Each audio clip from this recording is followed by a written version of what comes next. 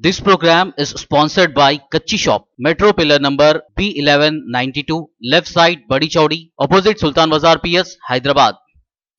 अस्सलाम वालेकुम, आदाब। आप देख रहे हैं जांच पड़ताल। मैं हूं खलील फरहाद। भारत में कोरोना वायरस की वबा की वजह से लाखों अफराद इंतकाल कर गए। ऐसे में इस खतरनाक वबा को कंट्रोल करने के लिए बहुत से ज़रूरी इक़दाम किए गए या नहीं किए गए, इसकी तफसील में तो नहीं जाएंगे, लेकिन हाँ, हमारे पीएम मोदी ने एक काम को बहुत ज़रूरी करार दिया है, शायद इसलिए क्योंकि वो उनका ड्रीम प्रोजेक्ट भी है। दिल्ली हाई कोर्ट ने भी इस प्रोजेक्ट को मंजूरी दे दी है और इसे ज़रूरी भी बताया है। जी हाँ, हम बात कर रहे हैं मोदी सरकार के हज़ारों करोड़ रुपयों की लागत के सेंट्रल विस्टा प्रोजेक्ट की। आखिर मोदी सरकार के लिए ये इंसानी जानों से भी ज़्यादा अहम क्यों है? क्या खास है इस प्रोजेक्ट में? यही जानने के लिए आइए शुरू करते हैं जांच पड़ताल। आज भले ही दिल्ली में कोरोना वायरस की तबाहकारी कम हो गई है, लेकिन अगर पिछले एक महीने की बात की जाए तो दिल्ली में ऑक्सीजन की शदीद किल्लत थी। लोग ऑक्सीजन ना मिलने से दम तोड़ रहे थे। हंगामी बुनियादों पर अस्पतालों में हमारे डॉक्टर्स काम कर रहे थे और इसी दरमियान नई दिल्ली के सेंट्रल में वाक़ पार्लियामेंट हाउस के नज़दीक राष्ट्रपति भवन से इंडिया गेट तक 3 किलोमीटर की राजपथ सड़क पर भी सैकड़ों मजदूर मोदी सरकार का इंतहाई ज़रूरी काम कर रहे थे। ये सैकड़ों मजदूर अब भी मुसलसल यहाँ पीएम मोदी के ड्रीम प्रोजेक्ट सेंट्रल विस्टा को कंप्लीट करने के लिए काम करने में मसरूफ़ हैं। मोदी हुकूमत ने इस काम को लाजमी सर्विस की कैटेगरी में शामिल कर दिया है। दिल्ली पुलिस ने इस प्रोजेक्ट के लिए ज़रूरी चीज़ों और मजदूरों को लाने ले जाने के लिए 180 गाड़ियों के इस्तेमाल की इजाज़त भी दी है। एक ऐसे वक्त जब राजधानी दिल्ली के अस्पताल कोरोना वायरस के मरीजों से भरे पड़े हुए थे और बहुत से मरीज ऑक्सीजन और ज़रूरी दवाइयाँ न होने की वजह से इंतकाल कर रहे थे, तब ऐसे में इस प्रोजेक्ट पर जारी काम को देखकर ऐसा लगा कि कोरोना के इस खतरनाक दौर में भी मोदी हुकूमत का फर्स्ट प्रेफरेंस ये सेंट्रल विस्टा ही है। सियासी एक्सपर्ट्स का ये मानना है कि तमाम तनकीदों के बावजूद मोदी हुकूमत इस मंसूबे को मुकम्मल करने में देरी नहीं करना चाहती। आखिर ऐसा क्या है इस प्रोजेक्ट में जो मोदी हुकूमत इसको इतना ज़रूरी मान रही है और कोरोना के दौर में भी इसका काम हंगामी सतह पर जारी है? आखिर क्या है ये सेंट्रल विस्टा प्रोजेक्ट? आइए देखते हैं।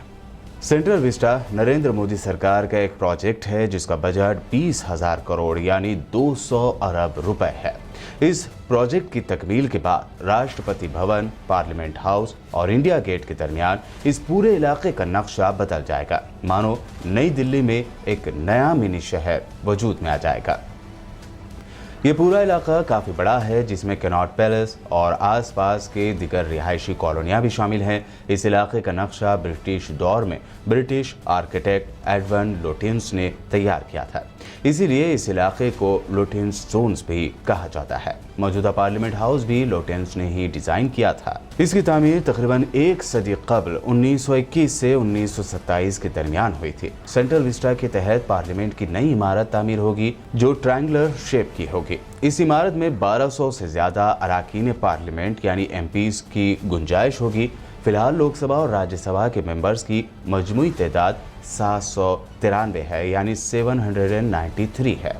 मोदी सरकार का कहना है कि मौजूदा पार्लियामेंट हाउस चूंकि काफ़ी पुराना हो चुका है और बाज़ औक़ात इसमें कहीं कहीं मरम्मत भी कराना पड़ती है, लिहाजा इसकी मजबूती पर भी अब शुकूक व शुबहात पैदा हो रहे हैं। मीडिया में आ रही रिपोर्ट्स के मुताबिक पार्लियामेंट की नई इमारत की तामीर के बाद पुरानी इमारत को म्यूजियम में तब्दील कर दिया जाएगा और राष्ट्रपति भवन के आलीशान मुगल गार्डन को भी किसी और तरह के इस्तेमाल में लाया जाएगा। रिपोर्ट्स के मुताबिक राष्ट्रपति भवन, इंडिया गेट और उसके सब्ज़ाज़ार पर नरेंद्र मोदी के दौरे हुकूमत में तामीर किया जाने वाला नेशनल वॉर मेमोरियल जूं का तूं बरकरार रखा जाएगा, जबकि कन्वेंशन सेंटर, विज्ञान भवन की इमारत को तोड़ दिया जाएगा। इस प्रोजेक्ट के तहत यहाँ नायब सदर और वज़ीर आज़म यानी प्राइम मिनिस्टर की मुस्तकिल रिहाइश गाहें तामीर की जाएंगी जो 2022 के आखिर तक कंप्लीट हो जाएगी। इसके अलावा एक जॉइंट सेंट्रल सेक्रेटरीट भी होगा। इस इलाके में तमाम सेंट्रल मिनिस्टर्स की रिहाइश गाहें भी तामीर की जाएंगी। भारत में प्राइम मिनिस्टर का कोई अलहदा दफ्तर या ऑफिस नहीं है। मुल्क के पहले वज़ीर आज़म पंडित जवाहरलाल नेहरू से लेकर नरेंद्र मोदी तक सब अपनी सरकारी रिहाइशगाह से ही अपनी जिम्मेदारियां अंजाम देते रहे हैं, जिसे प्राइम मिनिस्टर हाउस कहा जाता है। वज़ीर आज़म की मौजूदा रिहाइशगाह नई दिल्ली के लोक कल्याण मार्ग रोड पर 7 नंबर बंगले में है। पहले इस सड़क का नाम रेस कोर्स रोड था, लेकिन जिस तरह उत्तर प्रदेश में बीजेपी के ही सीएम योगी आदित्यनाथ ने नामों को बदलने का ट्रेंड शुरू किया, उसका असर पीएम मोदी की हुकूमत में भी दिखाई दिया और रेस कोर्स रोड का नाम बदलकर इसे लोक कल्याण मार्ग कर दिया गया। बहरहाल इस प्रोजेक्ट को लेकर अपोजिशन मोदी सरकार पर शुरू से ही तनकीदें कर रही है। अपोजिशन पार्टियां खासतौर पर कांग्रेस ने मोदी हुकूमत के इस मंसूबे पर शदीद तनकीद की है। सबसे जारहाना तनकीद कांग्रेस के साबिक सदर राहुल गांधी की जानिब से की गई है, जो कई बार इस मंसूबे की मुखालिफत कर चुके हैं। राहुल गांधी ने 11 मई को किए गए अपने ट्वीट में वज़ीर आज़म मोदी से कहा कि आप सेंट्रल विस्टा दिखाने वाला गुलाबी चश्मा उतारें और दरियाओं में तैरती लातादाद लाशों, अस्पतालों के सामने मरीजों की मीलों तवील कतारें यानी लंबी लाइंस और आवाम से छीने जा रहे उनके जीने के हुकूक पर नज़र डालें। राहुल गांधी ने मजीद लिखा कि वज़ीर आज़म के नए घर और इस पूरे मंसूबे पर 200 अरब रुपए खर्च होंगे। इतनी रकम में कोरोना वैक्सीन के 62 करोड़ यानी 62 crore doses, 22 crore remdesivir injections, 10 litre के 3 करोड़ ऑक्सीजन सिलेंडर्स और 13 एम्स बन जाएंगे।